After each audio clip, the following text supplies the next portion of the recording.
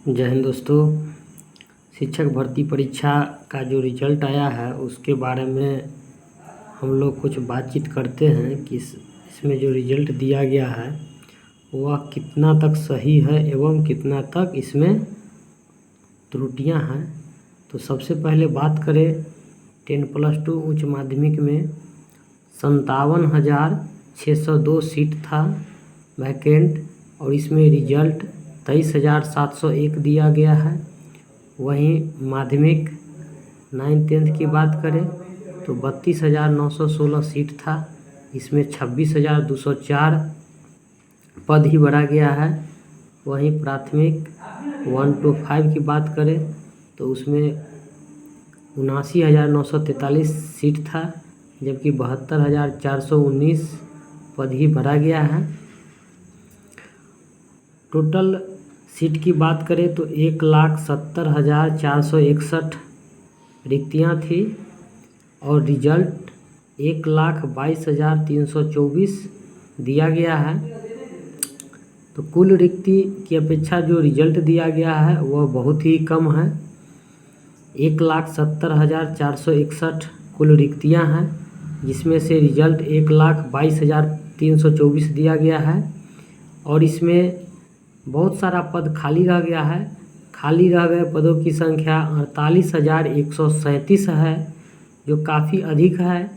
और यह जो भर्ती है अभी 2023 में आई है, तो सरकार से अनुरोध है कि यह जो भर्ती 48,137 खाली है इसको आप तत्काल इसी में भरना चाहिए, क्योंकि सबका एम्प्लॉयमेंट नोटिस अलग अलग होता है। भर्ती जब अभी निकला है, आप 6 महीना 7 महीना साल भर बाद अगर इस पद को भरते हैं या आगे दूसरा जो भर्ती निकलेगा सेकेंड, उसमें अगर इसको मर्ज करते हैं तो बहुत सारे ऐसे अभ्यर्थी होंगे जिनका एज एक्सपायर कर जाएगा, यानी कि वह फॉर्म नहीं फिलअप कर पाएंगे। पहले से ही टेंशन में है कि किसी तरह मेरा रिजल्ट हो अभ्यर्थी। और यदि 48,137 पद खाली रह जाता है तो लोग को बहुत दुख का सामना करना पड़ेगा। तो ऐसा नहीं करना चाहिए। जो भी रिक्तियां हैं इसको अभी भरना चाहिए। आगे जो रिक्तियां नहीं निकाली गई है, जैसे 6 to 8 का वैकेंसी है, तो उसको आप भरिए। लेकिन अभी जो आप निकाले हैं 10+2, 9th-10th, 1 to 5, ये सब का पूरा सीट भरना चाहिए। बहुत लोग कहते हैं कि 80% ही भरा जाएगा, सरकार की तरफ से है कि पूरा सीट नहीं भरा जाएगा, अभ्यर्थी नहीं मिल रहा है। अरे भाई, आप कह रहे थे कि जो कट ऑफ पार करेगा सबको हम लेंगे, अगर आवश्यकता पड़ी तो उसमें कुछ हम कमी भी करेंगे। तो अभी आप कहाँ कमी किए हैं? 1 to 5 का तो कट ऑफ ही नहीं पता चल रहा है कि किसका कितना कट ऑफ गया। सबका तो जारी होना चाहिए कि किस विद्यार्थी का कितना मार्क्स आया, कितना से छटा, ये सब आपको दिखाना चाहिए। अभी लोग असमंजस में है कि मेरा कितना सही है, कितना गलत है, कितना से छूटा, कितना % से छूटा। और सबसे बड़ी बात है कि जो टोटल जनरल का सीट था, वह टोटल जनरल का सीट जो है उसमें अदर स्टेट से जो आए हैं, बिहार छोड़ के यूपी, झारखंड, पश्चिम बंगाल, दिल्ली, तो अदर स्टेट से आए हैं, उसका किस तरह से रिजल्ट हुआ है और उसका कितना कट ऑफ गया है ये भी तो पता होना चाहिए।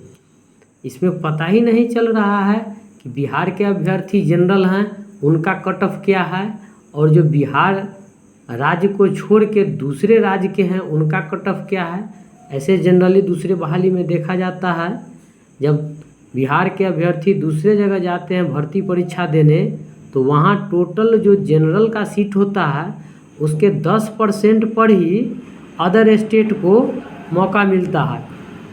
अब यहाँ बिहार में जो टोटल जनरल का सीट था उसके 10% पर ही अदर स्टेट को मौका मिला है, यूपी, पश्चिम बंगाल, दिल्ली, या टोटल जनरल सीट पर उसको मौका दे दिया गया है, पता ही नहीं चल रहा है।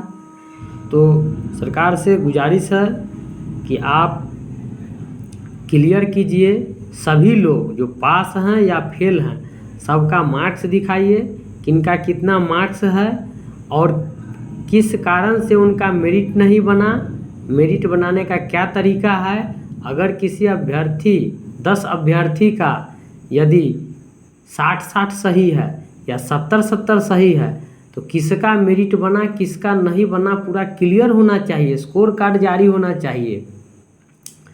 उसके बाद बहुत सारे लोग हैं जिनका 10+2 में भी रिजल्ट है, हाई स्कूल में भी रिजल्ट है और 1 to 5 में यानी कि तीनों जगह रिजल्ट है।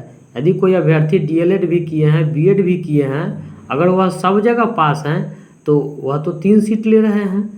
तो 1 सीट 1 रिजल्ट, यदि किन्हीं का 10+2 में हो गया है तो प्राइमरी ज्वाइन नहीं करेंगे, उसके हिसाब से आपको वैकेंसी इसमें देना चाहिए, रिजल्ट देना चाहिए। तो इसमें रिजल्ट में सुधार की आवश्यकता है। वहीं जब आप शिक्षक को राज्य सरकार के कर्मचारी का दर्जा देने की बात करते हैं तो जो भी नियोजित शिक्षक हैं उन लोग में भी बहुत सारे लोग आवेदन किए थे, क्वालिफाई भी हैं, उनका भी रिजल्ट आ चुका है। तो उनका जो रिजल्ट है अब इसमें उनका मानना है जाएं वेरिफिकेशन में या नहीं जाएंगे, उसी में रहेंगे, ये विशिष्ट शिक्षक वाला एग्ज़ाम देंगे, जो पास हैं उनके ऊपर निर्भर करता है। लेकिन उनको इसमें क्यों समाहित करें, वो तो ऑलरेडी पहले से नियोजित शिक्षक हैं, आपके सरकार के अंग हैं, तो उनका अलग से सीट रहना चाहिए। इसी में उनको जब मर्ज कर दीजिएगा तो वैकेंसी कम जाएगा और पूरा सीट भी आप नहीं भर रहे हैं। दूसरे जो बहाली निकलेगी उसमें आप कह रहे हैं कि जो खाली सीट है उसको भरेंगे, उसमें क्यों भरिएगा खाली सीट। अभी जो बहाली है इसमें भरिए, एक ही बहाली को 5 साल तक चलाइएगा ताकि हम बहाली दे रहे हैं।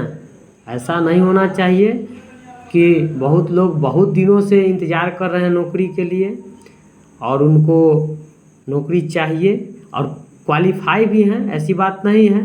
जब कट ऑफ पार हैं तो क्वालिफाई ही हैं, कट ऑफ पार हैं फिर भी जैसे उनका रिजल्ट जारी नहीं किया जा रहा है।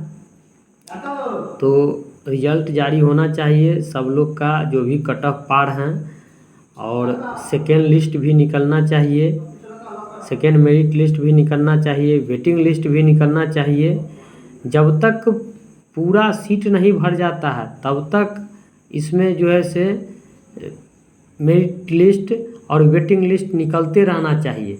हाँ, जो फेल हैं, जो मिनिमम जो क्वालिफाई मार्क्स रखा गया है कैटेगरी वाइज, उतना यदि नहीं आ पाता है तब यदि रिक्तियाँ बचती है, सीट वैकेंट रहता है, तब उसको आप अगला बहाली में मर्ज कीजिए।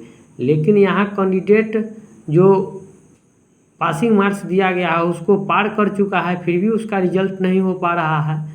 और जो बिहार के मूल निवासी हैं उनका सबका अलग अलग कट ऑफ होना चाहिए, जनरल का अलग कट ऑफ होना चाहिए, OBC का, BC का, EBC का, general female, OBC female, SC female, ST female, EBC female, category wise जो है से मेरिट लिस्ट जारी करना चाहिए कि किस कैटेगरी में कितना गया है।